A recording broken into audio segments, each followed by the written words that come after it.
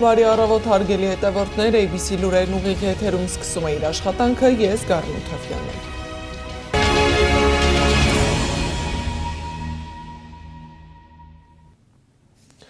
Քննչական կոմիտեն վարույթ է նախաձեռնել արտերկրում Հայաստանի քաղաքացիների նկատմամբ ենթադրյալ ճնշումների գործի վերաբերյալ։ Հիմք է հանդիսացել արտաքին հետախուզության ծառայության մարտի 10-ի հայտարարությունը, ըստ որի այլ երկրում Հայաստանի քաղաքացիների նկատմամբ գործադրում են ճնշումներ և միջամտում են սպասվող ընտրական գործընթացին։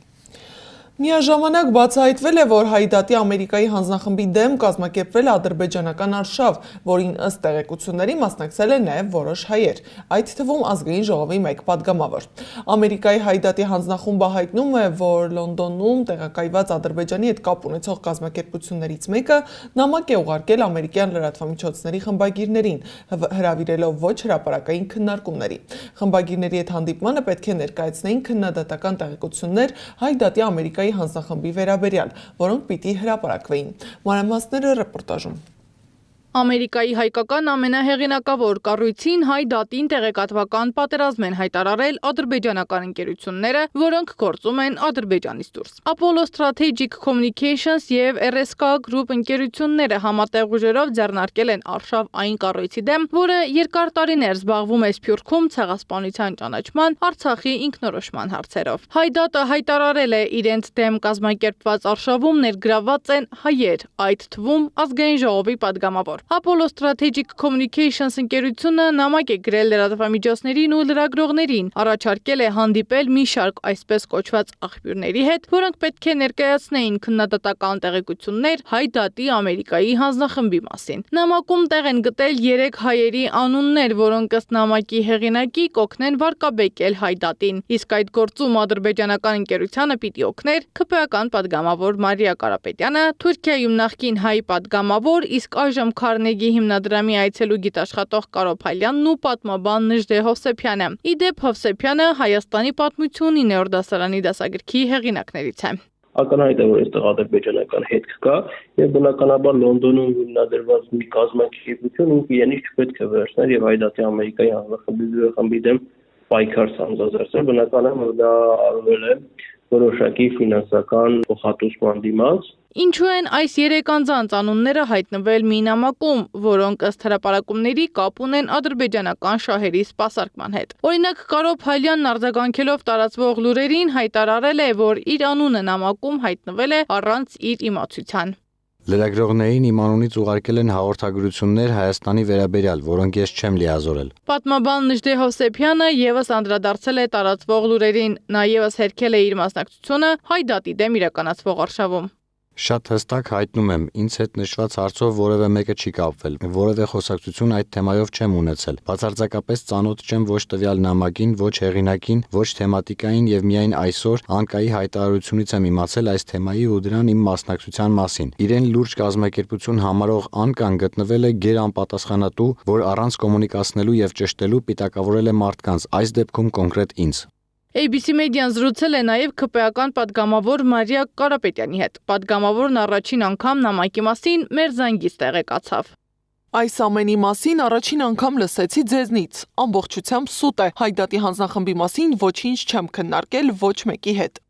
Նամակում կար 4-րդ անձի մասին տեղեկություն, սակայն նրա անունն անհայտ է մնացել։ Միայն պարզ է, որ այդ անձը կոնգրեսի աշխատակից է։ Նամակը ուղարկած Apollo Strategic Communications ընկերությունը անմիջապես հետո փակել է իր սոցիալական ցանցերի էջերը եւ կայքից հեռացրել նամակը ստորագրած աշխատակցի տվյալները։ Այս քայլերը ավելի են խորացրել կասկածները, որ գործ ունենք ոչ թե սովորական PR արշավի, այլ լավ պլանավորված տեղեկատվական գործողության հետ։ Առավել ուշագրավ է, որ ընկերության մայր կազմակերպությունը RSK Group-ը բիզնես գործունեություն ունի Ադրբեջանում էներգետիկ եւ բնապահպանական նախագծերի վերաբերյալ։ Հիմա ընկերությունների մասին։ Ինչ ընկերությունների մասին է խոսքն ու ինչ կապ կա դրանց եւ Ադրբեջանի միջեւ։ Apollo Strategic Communications ընկերությունը Լոնդոնում զբաղվում է PR եւ ռազմավարական հաղորդակցությամբ, մեդիա հարաբերություններով, քաղաքական եւ հանրային հաղորդակցությամբ։ Մյուսը RSK Group ընկերությունն է, որը համարվում է Apollo Strategic Communications-ի մայր ընկերությունը։ Այն եւս գտնվում է Մեծ Բրիտանիայում։ Փաշինյայում։ Խոշոր ինժեներական եւ խորհրդատվական խումբ է էներգետիկ բնապահպանական նախագծերի ենթակառուցվածքների ոլորտում։ RSK Group-ն էլ իր հերթին ունի դուստր ընկերություն Ադրբեջանում, որը ծավալում է նույն գործունեությունը։ Այդ ընկերությունը կոչվում է Azerbaijan Environment and Technology Center։ Սադամակարյան, Գեղամ Ղազարյան, ABC Media։ Իսկ Նիկոլ Փաշինյանը Ստրասբուրգում է ելույթ է ունեցել Եվրոպական խորհրդարանում։ Փաշինյանը հայտարարել է, որ Հայաստանը որևէ մտադրություն չունի հետաձգելու TRIP նախագծի իրականացումը։ Փաշինյանի խոսքով Հայաստանը նույնիսկ այսօր պատրաստ է իր տարածքով ապահովել տարանցում Ադրբեջանից դեպի Թուրքիա եւ հակառակ ուղղությամբ։ Ոչ Ադրբեջանը, ոչ Թուրքիան այս հնարավորությունից դեռ չեն օգտվել։ Ենթադրում եմ նաև այն պատճառով, որ մտածում են, թե նման լուծումը գուցե բերի TRIP նախագծի իրագործման ձգձգման։ Այս ամբիոնից պաշտոնապես հայտարարում եմ,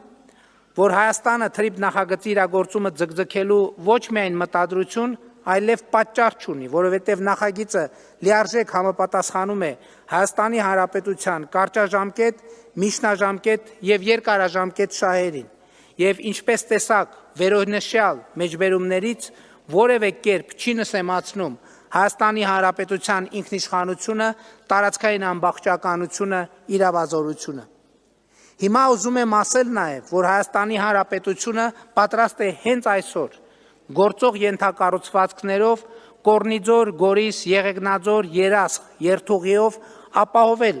Ադրբեջանի արևմտյան շրջանների եւ Նախճեվանի ինքնավար հանրապետության միջև ավտոմոբիլային կապը։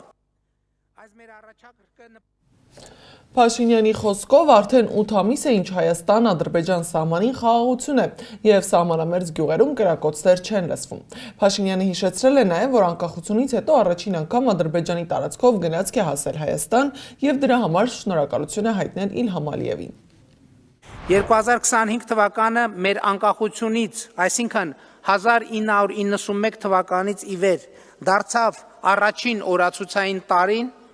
երբ Հայաստան-Ադրբեջան հրաձգության հետևանքով ոչ զոհ է եղել, ոչ վիրավոր։ Արդեն ամիսներ սահմանամերձ բնակավայրերի բնակիչները կրակոցների ձայներ չեն լսում։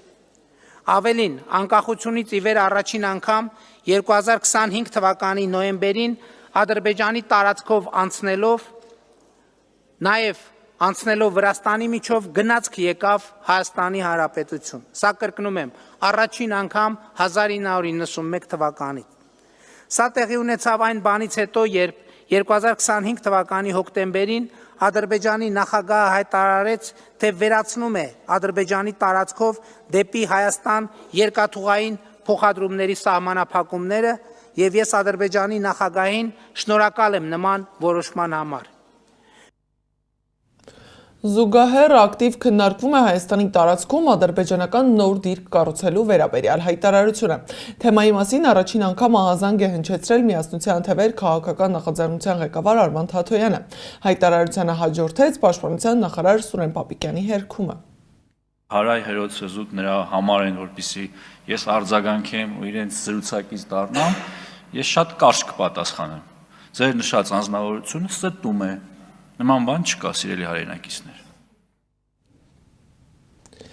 Միասնության թևերն էլ Պաշտպանության նախարարության շենքի դիմաց բողոքի ակցիա իրականացրեց ու փաստաթուղթ ներկայացրեց գերատեսչությանը, ինչից հետո Պաշտպանության նախարարության մամուլի քարտուղարը տեսանյութ հրապարակեց, պնդելով, որ Ադրբեջանը որևէ դիրք Հայաստանի տարածքում չի կառուցել։ Վերջին օրերին մի շարք հանրային գործիչներ եւ լրատվամիջոցներ կեղծ իրականությանը չհամապատասխանող տեղեկություններ են շրջանառում այն մասին, թե իբր 2025 թվականի ընթացքում Ադրբեջանի զինված ուժերը Հայաստանի Հանրապետության ինքնիշխան տարածքում տեղակայել են նոր դիրք։ Այս կեղծ շրջանառվող տեղեկությունները ուղեկցվում են նաև Google Earth ծրագրային ապահովման տիեզերալուսանկարներով, որոնց կապակցումը իրականության հետ ունի շեղումներ։ Հայաստանի Հանրապետության զինված ուժերի գլխավոր շտաբը առաջնորդվում է 1975 թվականի ԽՍՀՄ 100,000 մասշտաբի տեղագրական քարտեզներով, որոնք ունեն իրավական ուժ, այն քարտեզն է, որը հաստատվել է պետական գեոդեզիական վերահսկողության Անդրկովկասի տարածքային տեսչության պետի կողմից։ Ձեր ուշադրությանն ենք ներկայացնում այդ քարտեզը, որտեղ դեղին գծանշումով ցուցադրված է Հայաստանի Հանրապետության պետական սահմանագիծը, կանաչ գծանշումով ներկայացված է Google Earth ծրագրային ապահովման ներկայացած սահմանագիծը, որը ունի իրավական հիմք եւ ունի շեղումներ, ինչի մասին արդեն նշեցի, եւ կապույտ գծանշումով ներկայացված է այն դիրքը, որի մասին այս քննարկումները սկիզբ են առել եւ շարունակվում են արդեն օրեր շարունակ։ Ինչպես տեսնում եք, Ադրբեջանի զինված ուժերի դիրքը չի հատում Հայաստանի Հանրապետության պետական սահմանագիծը եւ գտնվում է Ադրբեջանի Հանրապետության տարածքում։ Պաշտպանության նախարարությունը սխալ փաստերով է հերքել Ադրբեջանի առաջխաղացումը, պնդում է Միասնության թևերի անդամ Նարեկ Պարոնյանը։ Միասնության թևերում նախարարության հիմք ընդունած քարտեզը համադրել են արդեն շրջանառվող արբանյակային պատկերի հետ, բայց փաստը դրանից չի փոխվել։ Ադրբեջանը եւս մեկ դիրք ունի Հայաստանի տարածքում։ Մենք արել ենք շատ հստակ աշխատանք, ինչ ենք արել։ Տոպոգրաֆիկ քարտեզը Պաշտպանության նախարարության կողմից տրամադրված եւ մեր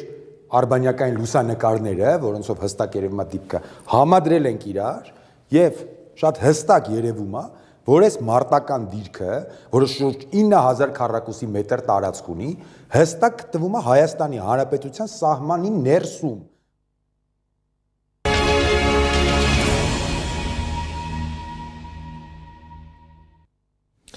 Հայաստանյաց առաքելական Սուրբ եկեղեցին հայցադիմումներ է ներկայացրել վարչական դատարան ընդդեմ ներքին գործերի նախարարության ոստիկանության։ Հայցադիմումների պատճառը ոստիկանության անգործությունն է, այլևս կարգալույց նախկին քահանաներ Ստեփան Ասատրյանի եւ Արամայիս Թախմազյանի վտարման հարցում։ Հիշեցնեմ, որ Փաշինյանի միացած եւ Մայրաթորի դեմ դուրս եկած նախկին հոգեվորականներ Ստեփան Ասատրյանը եւ Արամայիս Թախմազյանը ոչ միայն շարունակում են կեղծ պատարակներ մատուցել, այլև թույլ չեն տալիս, որ կանոնական պատարակներ մատուցելու համար քահանաները մտնեն Հովանավանք եւ Սուրբ Աստվածածին եկեղեցի։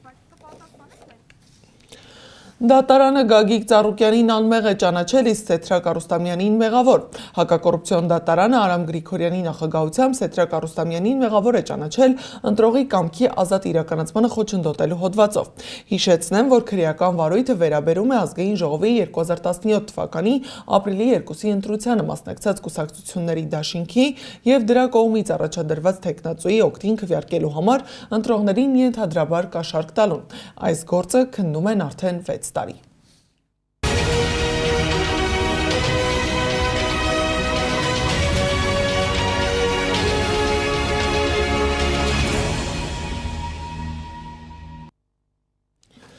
Թրամփը կրկին խոսել է Իրանի դեմ պատերազմի ավարտի մասին։ ԱՄՆ նախագահն ասել է, որ Իրանի հետ պատերազմը կարող է շուտով ավարտվել, քանի որ գործնականում ոչինչ չի մնացել ոչնչացնելու։ Axios-ի հետ զրույցում Թրամփն ասել է, երբ ինքը ցանկանա, որ պատերազմն ավարտվի, այն կավարտվի։ Նրանց համար սա պատերազմ է, իսկ մեր դեպքում ամեն ինչ շատ ավելի հեշտ ստացվեց, քան ակնկալում էինք, ասել է Թրամփը։ Իրանի նախագահ Մասուդ Փեզեշքյանն էլ հայտարարել է, որ Իսլամական Հանրապետությունը հավատարիմ է տարածաշրջանում խաղաղությանը։ Նա վերահաստատել է Թեհրանի դիրքորոշումը Ռուսաստանի Դաշնության եւ Պակիստանի առաջնորդների հետ հեռախոսազրույցների ընթացքում։ Նախագահը նաեւ ընդգծել է, որ պատերազմին վերջ դնելու միակ ճանապարհն Իրանի օրինական իրավունքների ճանաչումն է, հատուցումների վճարումը եւ ապագայում ագրեսիայի չկրկնվելու վերաբերյալ հուսալի երաշխիքների տրամադրումը։ Իսլամական հեղափոխության պահապանների կորպուսի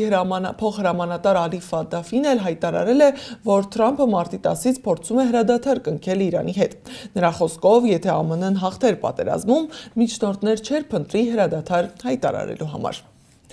Թուրքիայի տրանսպորտի եւ ենթակառուցվածքների նախարար Աբդուլքադիր Ուրալօղլուն էլ խոսել է Հորմուզի նեղուցում ստեղծված վիճակի մասին։ Նա ասել է, որ այս պահի դրությամբ Հորմուզի նեղուցում կա 15 թուրքական նավ ու իրենք մշտական կապի մեջ են նավերի անձնակազմների հետ։ Ըստ նախարարի, նավերի կարիքները բավարարելու վերաբերյալ խնդիրներ չկան։ Նա նաեւ հավելել է, որ նավերի ու քաղաքացիների վրա այս ընթացքում հարձակում չի եղել եւ չի տուժել ոչ ոք։ Իրանից Հայաստանով Ռուսաստան է վերադարձել 196 քաղաքացի։ Հայաստանում Ռուսաստանի դեսպանատունը տեղեկացրել է, որ վերադարձածների մեծ մասը Իրանի Բուշեր ատոմակայանի տարհանված աշխատակիցներն են։ Ատոմակայանում մոտ 450 մարդ մնացել է։ Նրանք առայժմ չեն կարող լքել կայանը։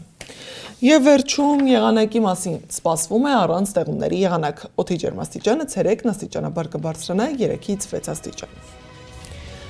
Այս ժամի համար նախատեսել էինք այսքանը, շարունակեք հետևել մեզ YouTube-ում, Facebook-ում, Telegram-ում, WhatsApp-ում, Instagram-ում, TikTok-ում կամ այցելեք մեր պաշտոնական կայք www.abcmedia.am։ ABC լուրերը եթերում կլինի ժամը 12-ին, մաղթում եմ աշխատանքային նոր վարդյունավետ շարունակություն, կհանդիպենք։